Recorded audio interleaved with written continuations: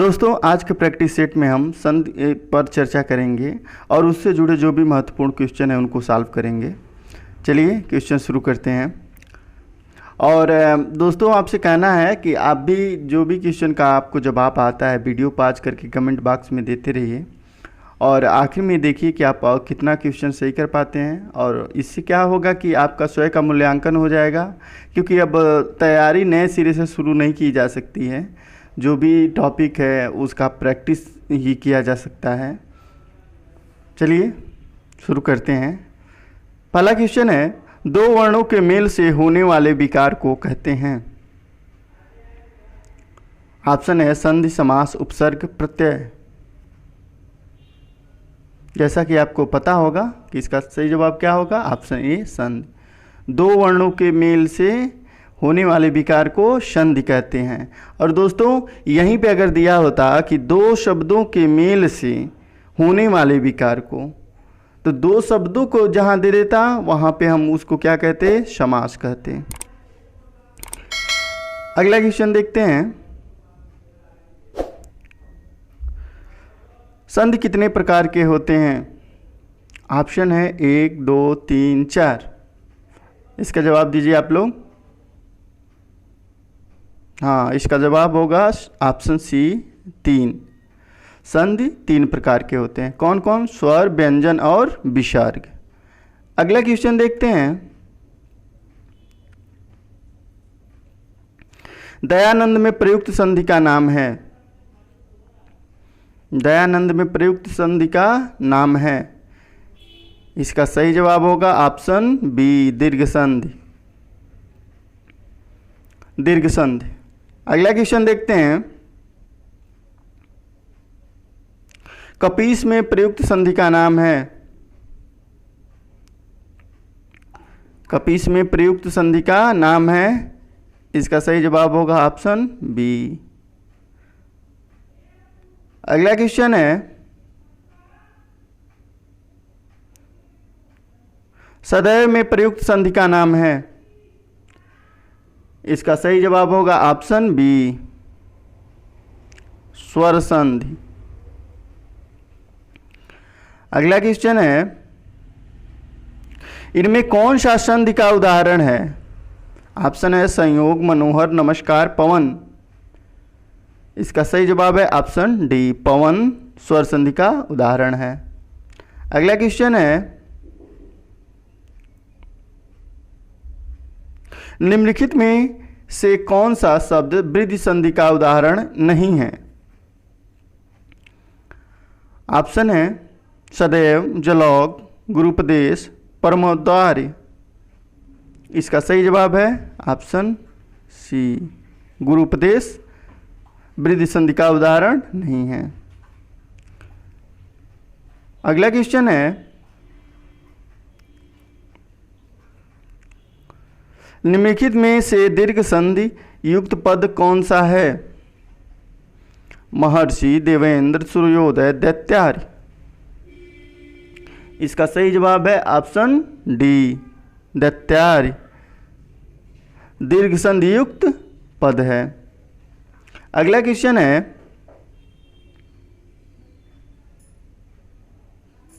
पवित्र में प्रयुक्त संधि का नाम है। यण संधि, गुण संधि, अयादि संधि, वृद्धि संधि। इसका सही जवाब है ऑप्शन सी, अयादि संधि। अगला क्वेश्चन है, इत्यादि का सही संधि विच्छेद है। ऑप्शन है इत्यादि, इति धन आदि, यादि, इत धन आदि, इति धन आदि। इसका सही जवाब होगा ऑप्शन डी, इति धन आदि। अगला क्वेश्चन है,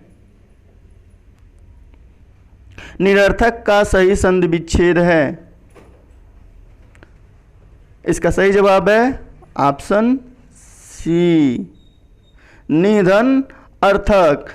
जहां दोस्तों जिस वर्ण के साथ या जिस पद में विसर्ग आ जाता है वो उसको हम किस संधि के नाम से जानते हैं? उसको हम विसर्ग संधि के नाम से जानेंगे। तो यहाँ पे जो ऑप्शन सी है निह धन अर्थक, ये तो निरर्थक का सही संधि विच्छेद है, लेकिन ये कौन सा संधि है? तो हम इसको कहेंगे ये विसर्ग संधि है। अगला क्वेश्चन देखते हैं, निराशा का सही संधि विच्छेद है। इसका सही जवाब होगा ऑप्शन सी निधन आशा। दोस्तों यह भी विसर्ग संधि है क्योंकि इसमें भी विसर्ग आया हुआ है। अगला क्वेश्चन देखते हैं, महोष्ठ का सही संधि विच्छेद है। इसका सही जवाब होगा ऑप्शन बी और डी दोनों, महाधन उष्ण महोष्ठ का सही संधि विच्छेद है।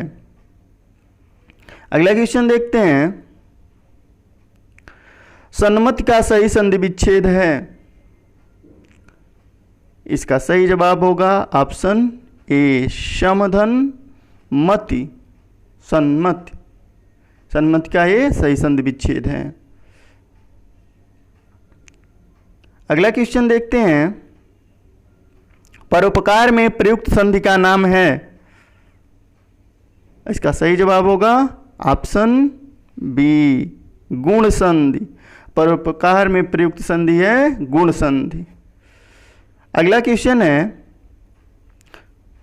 दोस्तों आप लोग जवाब देते हुए चलिएगा ताकि आखिर में आपका अपना खुद का मूल्यांकन कर सकें।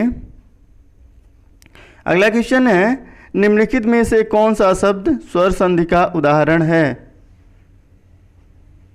स्वर संधि का उदाहरण पूछ रहा है यहाँ पे, तो यहाँ पे स्वर संधि का उदाहरण होगा ऑप्शन डी मनवंतर। क्या होगा दोस्तों? मनवंतर। इसका संधि विच्छेद होगा मनु धन अंतर, मनुधन अंतर। अगला क्वेश्चन है,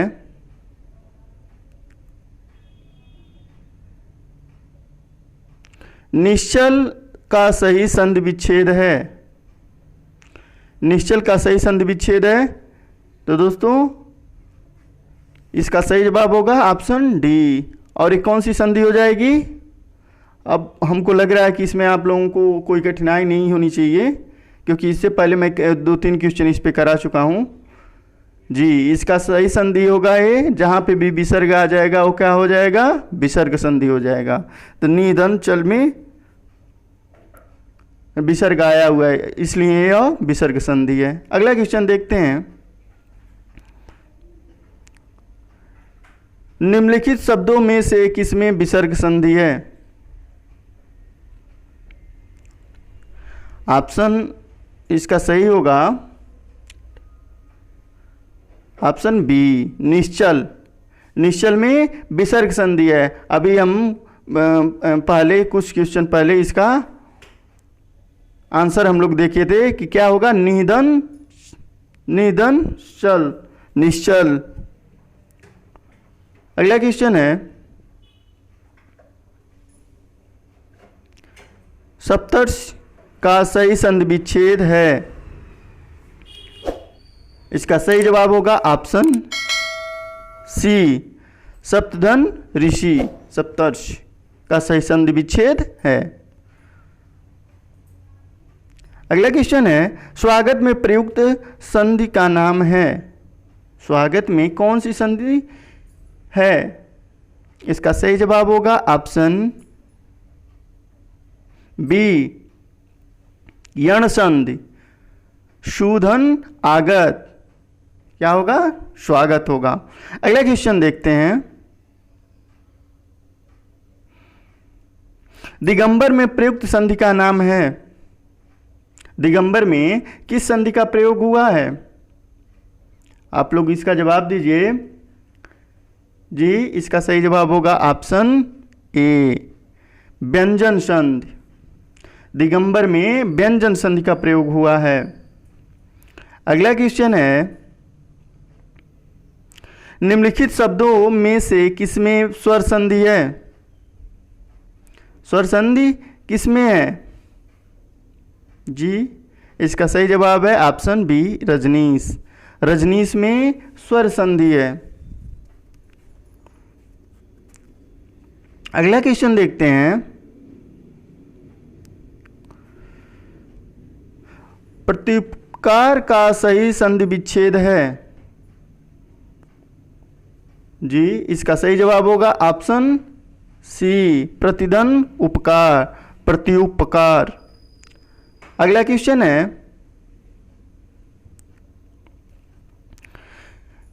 यशोदा में प्रयुक्त संधि का नाम है? इसका सही जवाब है ऑप्शन सी,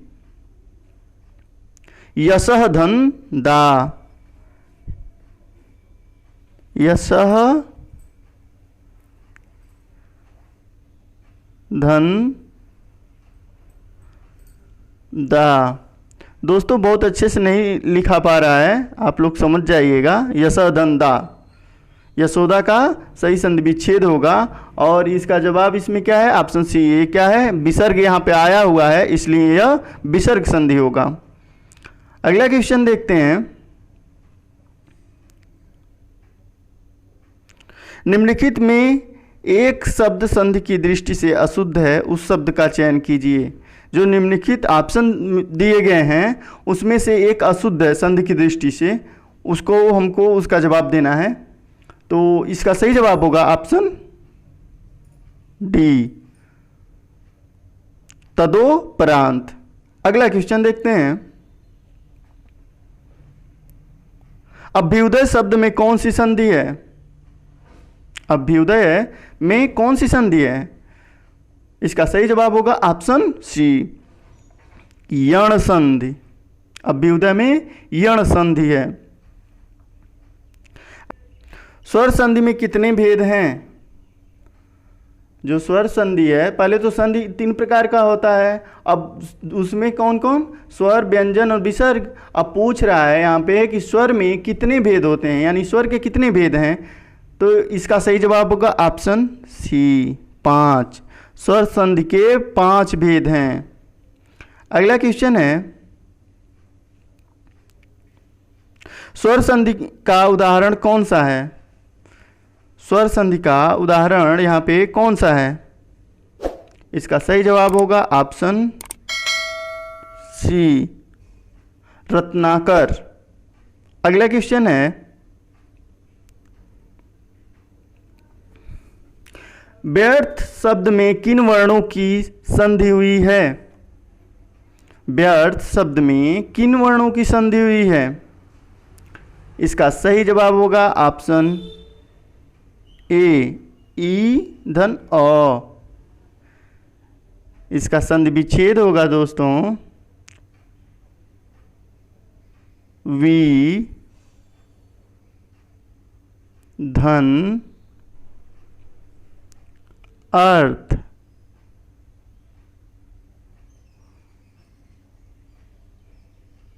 विधन अर्थ, व्यर्थ। तो यहाँ पे क्या है? ई और अ का संधि हुआ है। ई और अ वर्णों की संधि होकर क्या बना है? विधन अर्थ से व्यर्थ बना है। अगला क्वेश्चन है, निर्जन में प्रयुक्त संधि का नाम है? निर्जन में किस संधि का प्रयोग हुआ है? तो इसका सही जवाब होगा ऑप्शन सी, विसर्ग संधि। अगला क्वेश्चन देखते हैं, ब्रह्मास्त्र का सही संधि विच्छेद है? ब्रह्मास्त्र का सही संधि विच्छेद है। इसका सही जवाब होगा ऑप्शन ए और ऑप्शन सी दोनों। ब्रह्मास्त्र का सही संधि विच्छेद होगा ऑप्शन ए और ऑप्शन सी दोनों। अगला क्वेश्चन है, साथ साथ में दोस्तों आप भी जवाब देते चलिएगा आप लोग। स्वागतम में प्रयुक्त संधि का नाम है? स्वागतम में किस संधि का प्रयोग हुआ है? इसका सही जवाब है ऑप्शन ए, यण संधि। स्वागतम में यण संधि का प्रयोग हुआ है। अगला क्वेश्चन देखते हैं। सूर्योदय में प्रयुक्त संधि का नाम है। सूर्योदय में किस संधि का प्रयोग हुआ है? इसका सही जवाब होगा ऑप्शन ए, सूर्योदय में गुण संधि का प्रयोग हुआ है। अगला क्वेश्चन है, निरुत्तर शब्द का शुद्ध संधि विच्छेद है। निरुत्तर जो शब्द है वो जो निम्नलिखित ऑप्शन दिए हैं उनमें से कौन ऑप्शन सही होगा जो उसका शुद्ध संधि विच्छेद बताएगा? तो इसका सही जवाब होगा, हाँ आप लोग इसका जवाब दे सकते हैं। इसका सही जवाब होगा ऑप्शन डी, निधन उत्तर, निरुत्तर। दोस्तों यहाँ पे विसर्ग आया है कि नहीं? ऑप्शन में देखिए आप लोग, हाँ विसर्ग आया है, इसलिए कौन सी संधि हो जाएगी? ये विसर्ग संधि हो जाएगी जी। अगला क्वेश्चन देखते हैं। अगला क्वेश्चन है, मनः धन भाव। मनः धन भाव से मिलके किस शब्द का निर्माण होगा? जी, इसका सही जवाब होगा ऑप्शन सी, मनोभाव। जैसा कि आप लोगों को कुछ आभास भी हो जाता होगा कि आगे मतलब कौन सा शब्द बनेगा। जी, इसका सही जवाब होगा ऑप्शन सी, मनोभाव। अगला क्वेश्चन देखते हैं। निम्नलिखित शब्दों में से किसमें विसर्ग संधि है? जी, किसमें विसर्ग संधि है? इसका सही जवाब होगा ऑप्शन ए, अतएव में विसर्ग संधि है। अतः धन एव, अतएव में विसर्ग संधि है। अगला क्वेश्चन है,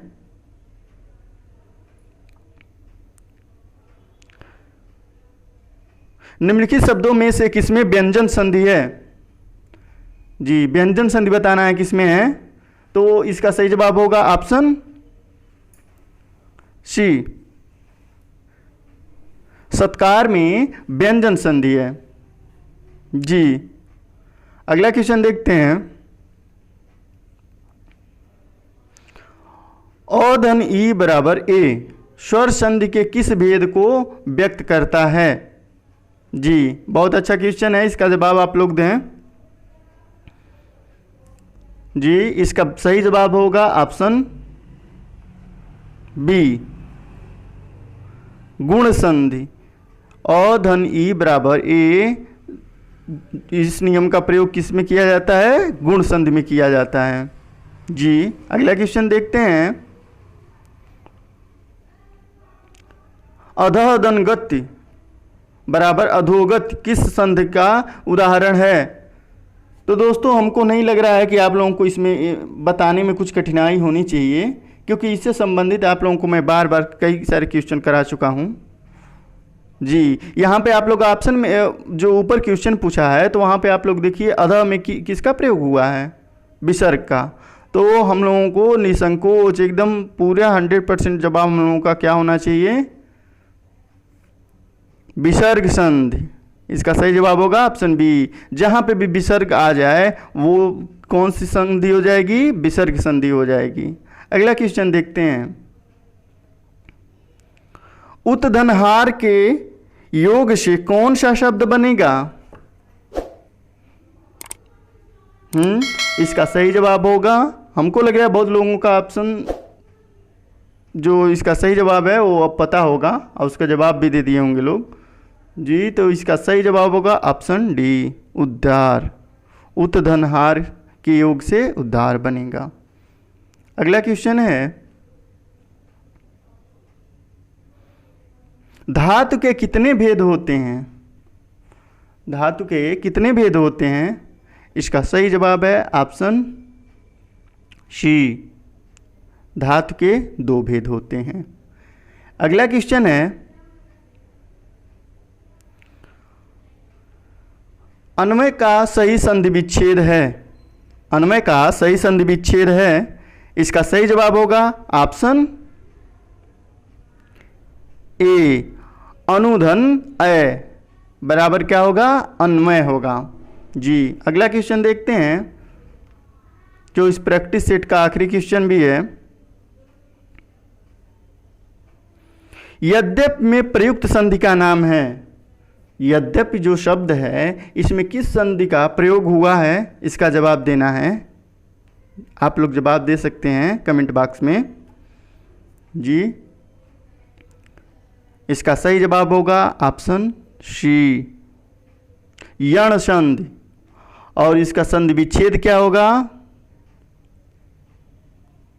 इसका संधि विच्छेद होगा यदि धन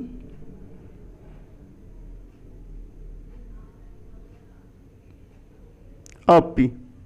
दोस्तों बहुत अच्छे से नहीं लिखा पा रहा है, लेकिन आप लोगों को समझने के लिए पर्याप्त है।